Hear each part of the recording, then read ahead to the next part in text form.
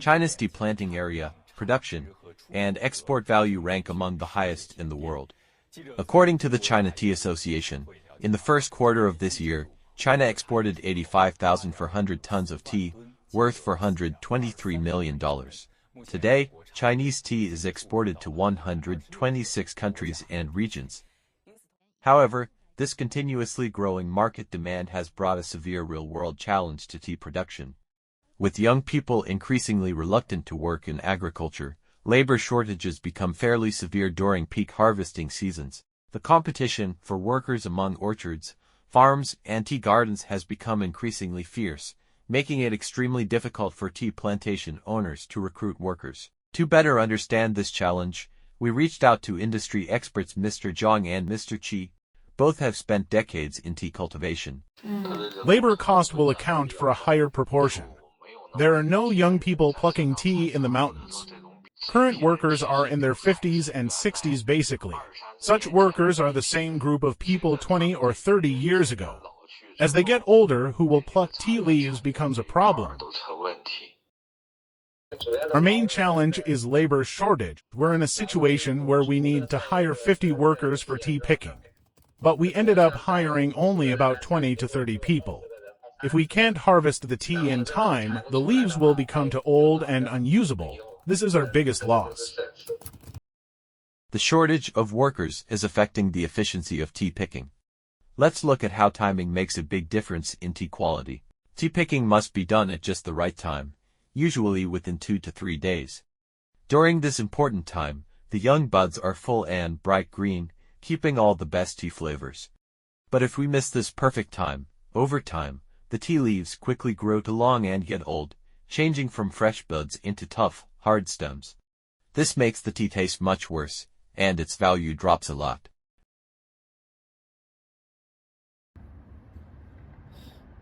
Man, we just don't have enough workers. Time is money when it comes to picking tea. If we miss the prime picking window, they are completely worthless, useless. Today, I only hired 10 workers. Where should I send them to maximize my profits? Oh, so much headache. Someone help me out here. Let's look at the impact of delayed harvesting with concrete data. Take a tea plantation as an example. Timely harvesting can produce 100 pounds of tea leaves. However, with delayed harvesting, the same area yields only 50 pounds for production. This means that due to the delay, the plantation suffers a 50% loss in output.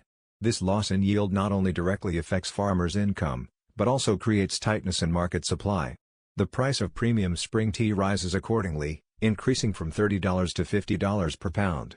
For both farmers and consumers, this is not a favorable outcome. To better understand this loss, let's take a closer look at the actual situation in the tea plantation. Let's start with a simple scenario. Imagine sending the same number of tea pickers to 2 different tea fields without knowing how many mature tea leaves each one has. Naturally, the field with more mature leaves will yield a higher harvest, while the other results in much less. This uneven allocation with labor on fields with fewer mature leaves, leaving potential production untapped. As you can see here, the harvest differs significantly, even though the same effort was put in. But with our tea yield optimization map, this probably is solved. Using our tool, you can allocate more tea pickers to fields with a higher maturity level and fewer to those with less. This smart allocation ensures labor is used efficiently, maximizing harvest and increasing overall yields. By intelligently adjusting where workers are sent, we not only boost productivity but also increase income. Make the most of your resources. So, how does it work? We deploy hardware devices across the tea fields. These devices capture images and, using machine learning, identify the maturity level of tea leaves. The results are displayed on an interactive map, which helps you make informed decisions about labor allocation. On top of that, we've added a UV monitoring feature, allowing to check weather conditions for tea picking. This makes it easy to plan and optimize the tea harvesting efficiently. In traditional methods, workers need to rely on experience to judge the condition of each tea leaf, which is a subjective assessment that is both time-consuming and difficult to ensure accuracy. Our machine learning system, through deep learning algorithms, can complete precise identification of tea leaf maturity in milliseconds. This accurate data is fed back to our mapping system in real time, providing scientific basis for the workforce allocation and harvest planning we discussed earlier. Currently, tea garden management remains quite primitive. Some gardens and most have basic monitoring cameras, while most don't even have basic equipment. Our system, through machine learning technology, has achieved intelligent recognition of tea leaf status, providing data-driven scientific decision support for the tea garden management. This intelligent management system not only improves efficiency, but brings a fresh perspective to the traditional tea industry. Let's see how these innovations translate into market performance.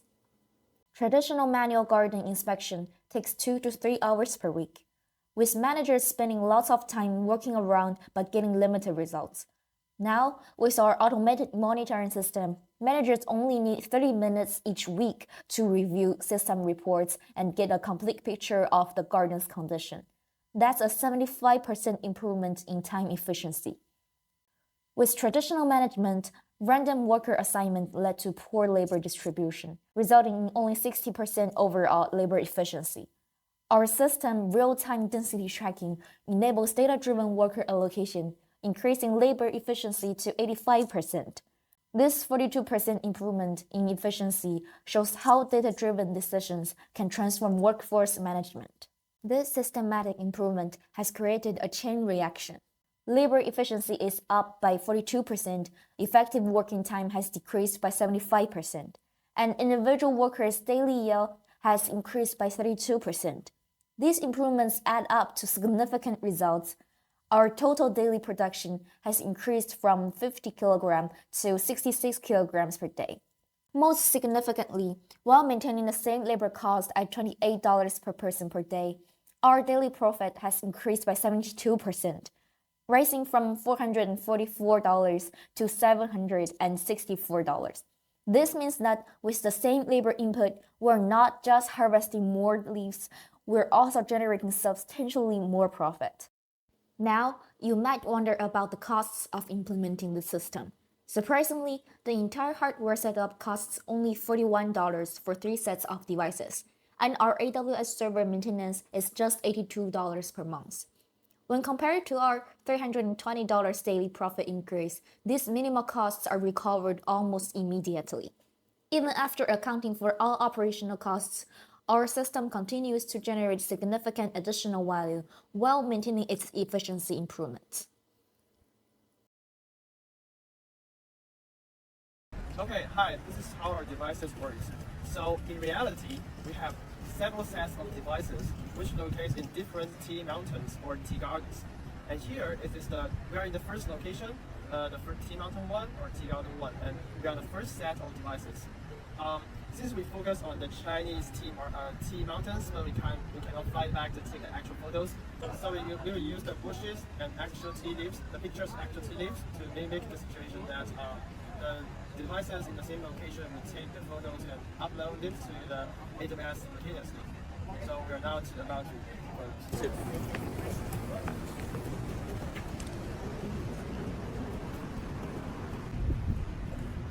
Okay. This is the second location, the second tea mountain or tea garden 2, and the second set of devices.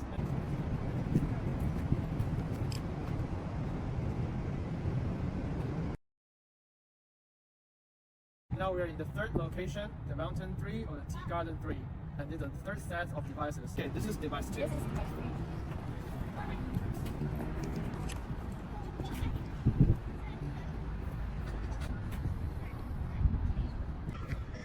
Okay, so now we have uploaded all the photos.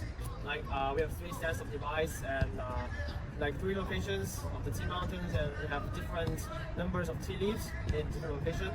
So now we can view the tea maturity map on the iPad on any devices. So what we do now is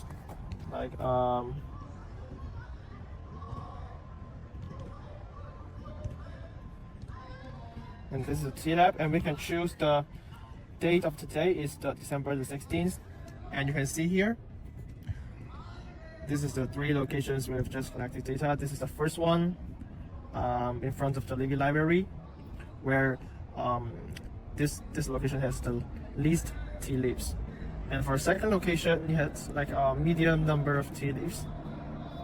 And for here in the village, this location has the most tea leaves because it is red. You can see the numbers here. The red represents for like 21 leaves in total. So according to this map, you can know where to send the workers to.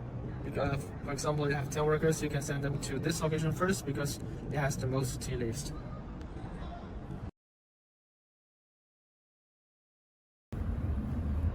What? Only 10 workers today? How are we supposed to get all the tea leaves picked with so few hands?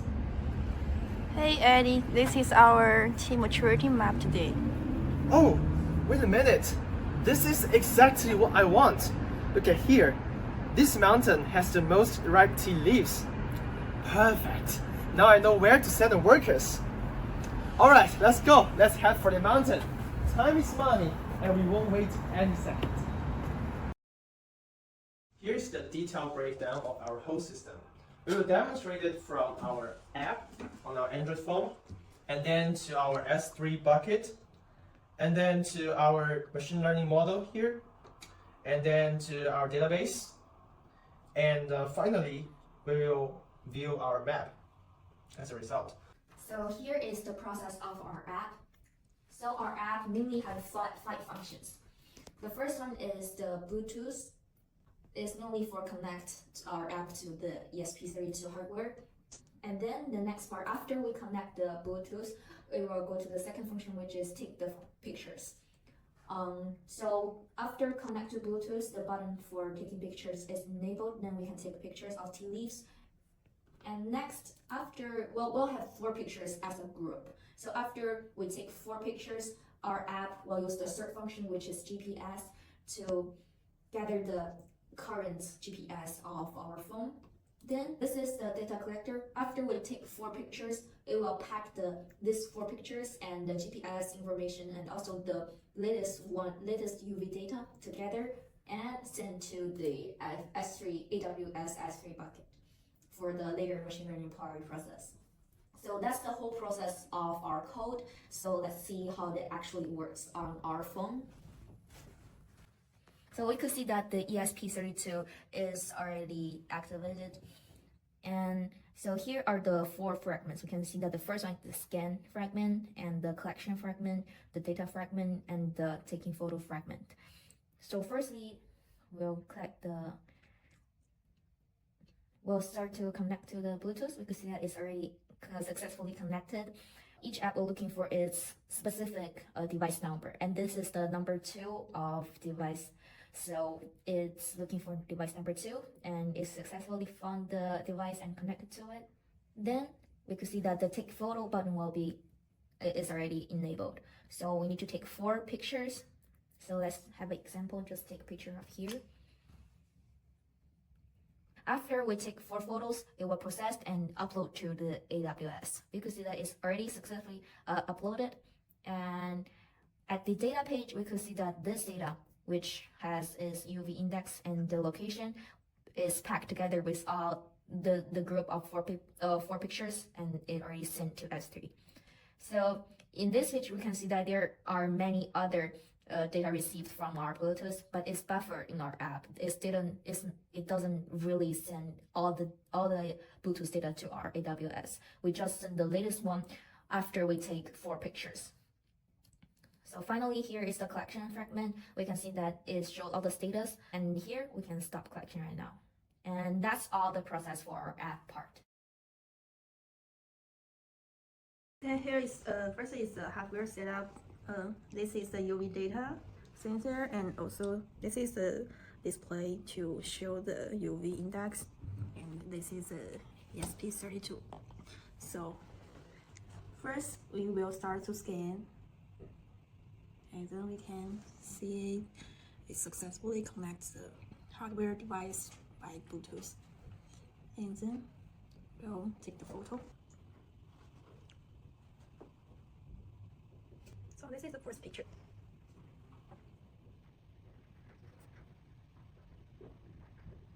And this is the second. Also the third one.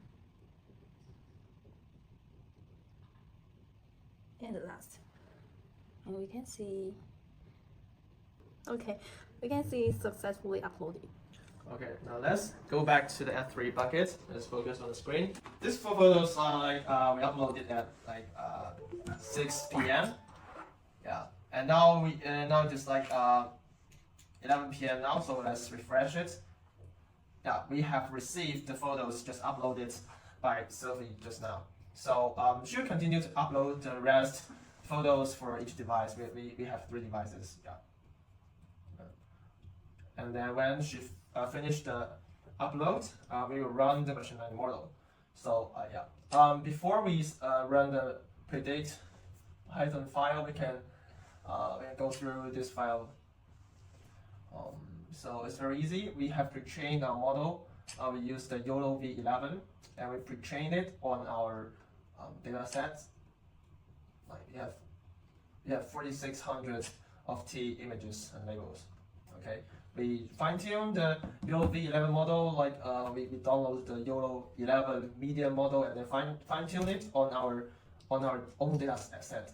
So you have the ability to recognize the T leaves pictures. And this is our checkpoint.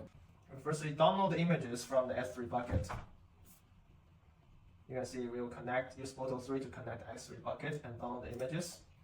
And then we will use this model to process all the photos, identify the T leaves, the mature T leaves in each photos. And finally, we will upload the result back to the S3 bucket, including the CSV file of the maturity, which contains such data includes the file of maturity CSV file contains the timestamp, latitude, longitude, this is the GPS data, and the UV index, and the device ID, and the numbers of our mature leaves. She just uploaded 4 photos, so you count the total number of the mature leaves in the 4 photos. Okay, so we have finished uploaded all the photos. So let's now run the predict file. I will use this script. You run the predict database and then create a map one by one. So let's run it.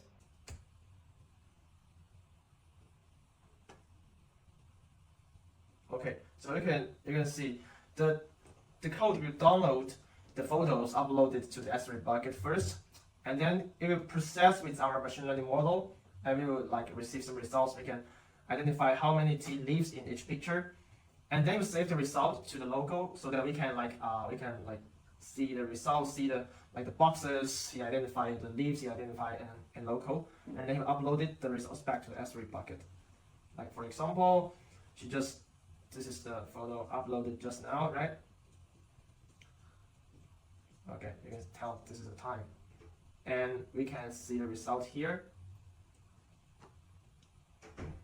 Right, we tagged the T leaves. The mature T leaves here. Okay. And this file will predict the 3 devices one by one. And this is the first device, and you count the total number of the T leaves. And this is the second device, and then the third device. Download, process, and save. Okay. So after the prediction, we will execute the database file, which will insert the data into our database.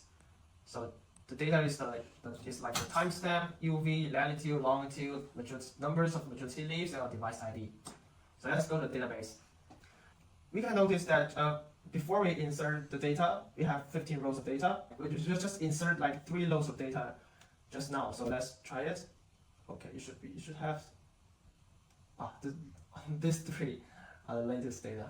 It doesn't matter. The ID is a little bit confused, but it doesn't matter. Okay. This 3 is the latest data uploaded just now. And then the batch file will run the create map. Let's see. We will load the data from database, and you can tell the date contains December 14th, 15th, 16th, and the latest data of December 17th. Yeah. And this is the map. We refresh before we upload the video. You can tell the date only have December 16th, 15th, and 14th. And when we refresh it, this file was put on our Apache server on AWS. So when you create a new map, you put into the Apache server, and then when we refresh it, you can see here, right? We have the data of December 17th. And here is the latest data we have just uploaded. And the color shows the number. If the color is warmer, like orange or red, it means there is more tea leaves here. And if it is like blue, it means no tea leaves here. Such data can reflect whether each location has more tea leaves or less tea leaves. Yeah. So this is how our system works.